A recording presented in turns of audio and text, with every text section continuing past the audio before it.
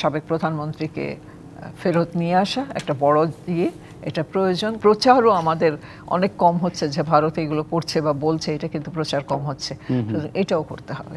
আমরা এদেশে বসে জানি যে আসলে কতখানি মিথ্যা অপপ্রচার চলছে, কারণ এদেশের পরিস্থিতি এদেশের সাধারণ মানুষ নাগরিকরা জানছে, টের পাচ্ছে, কিন্তু এই অপপ্রচার কিংবা গুজব ঠেকাতে আমরা কি যথেষ্ট ভূমিকা রাখতে পারছি কিনা? আমরা রাজনীতিবিদদের দেখছি এখন তারা একাট্টা হচ্ছেন, কিন্তু কূটনৈতিক কিংবা তাদের রাজনীতির কথাও যদি বলি, কিংবা মিডিয়া সঠিকভাবে তাদের সবার রোল প্লে করতে পারছেন কিনা, আপনার কি মনে হয়? আসলে আমরা একটু বিলম্বিত এই জন্য বলবো যে যখন প্রথম শেখ হাসিনা ভারতে গেলেন, তখন যেসব পদক্ষেপ নেওয়ার দরকার ছিল সেখানে আমরা অনেক দেরিতে, সেই রিয়াকশনগুলো খুব দেরিতে হয়েছে, এবং প্রথম দিকে মনে হয়েছে যে আমাদের কোনো কনসার্নই নাই যে উনি ওখানে আছেন, বসে আছেন এবং ওখান থেকে উনি বক্তব্য দিচ্ছেন। এইগুলো আসলে অনেক বিলম্বিত হয়ে গেছে, এটা তখনই উচিত ছিল। এবং সাধারণভাবে যা হয় যে সরকারের নীতি নির্ধারণী পর্যায়ে যারা থাকেন তারা দিক নির্দেশনা দেন। পররাষ্ট্র মন্ত্রণালয়ে যদি তার দায়িত্ব থাকে, এবং শুধু পররাষ্ট্র মন্ত্রণালয় না, এখানে আরেকটা মন্ত্রণালয় আছে, সেটা হলো তথ্য মন্ত্রণালয়, যার অধীনে আপনারা আছেন। সবারই দরকার ছিল তখন একত্রিত হয়ে একটা শক্ত ভিত্তি গড়ে তোলা, যে কোনোভাবে যেন ভারত এসব কথাবার্তা না, ওনাকে দিয়ে বলানো প্রথম, এবং যখন ওনারটা আমরা ইগনোর করেছি তখন তাদের সাহস বেড়েছে, তাদের মিডিয়া প্রথমে অন্যান্য মিডিয়া দিয়ে করেছে, এখন আপনি বলছেন যে মেইন স্ট্রিম মিডিয়াও এইসব কথাবার্তা বলছে। তো এগুলো যদি আমরা প্রথম থেকে একটু করে আসতাম, আমরা কিন্তু বিলম্ব করে ফেলেছি।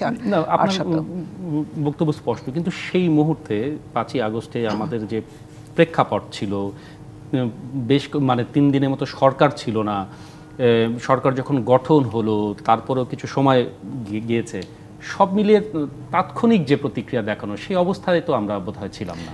5ই আগস্টে আমরা তাৎক্ষণিক প্রতিক্রিয়ার অবস্থায় ছিলাম না, কিন্তু সরকারে যারা তখন ছিলেন এবং পরবর্তীও এখনও আছেন, তারা কিন্তু ছিলেন এবং অনেকেই জানতেন।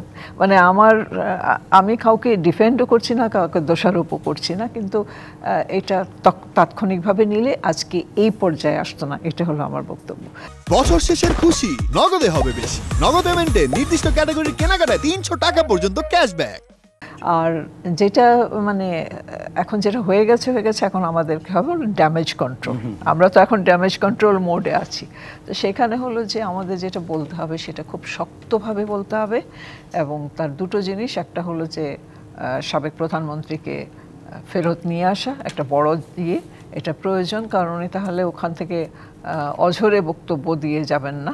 আর দ্বিতীয়টা হলো যে মিডিয়ার একটা রোল আছে বড় করে, যে মিডিয়া ভারতে কী কী ঘটনা ঘটে সেগুলোকে আরও বড় করে তুলে ধরা।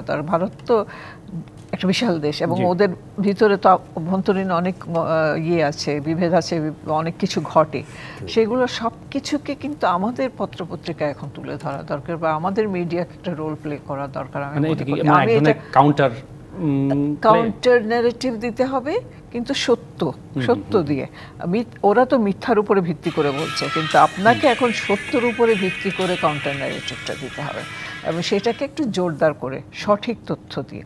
এখানে ফ্যাক্ট চেকিংয়ের যে কথা আপনি একটু আগে বললেন, সেইটা কিন্তু খুব বড় জোরদার একটা জায়গা। সেখানে আমাদের প্রত্যেকটা তথ্য ওরা যেটা দিচ্ছে তার এগেনস্টে আমাদের অ্যাকচুয়ালি বাস্তবিক কী ঘটনা ঘটছে সেটাকেও তুলে ধরতে হবে আরও জোরদারভাবে। এবং সেখানে প্রচারও আমাদের অনেক কম হচ্ছে, যে ভারত এগুলো করছে বা বলছে, এটা কিন্তু প্রচার কম হচ্ছে, এটাও করতে হবে।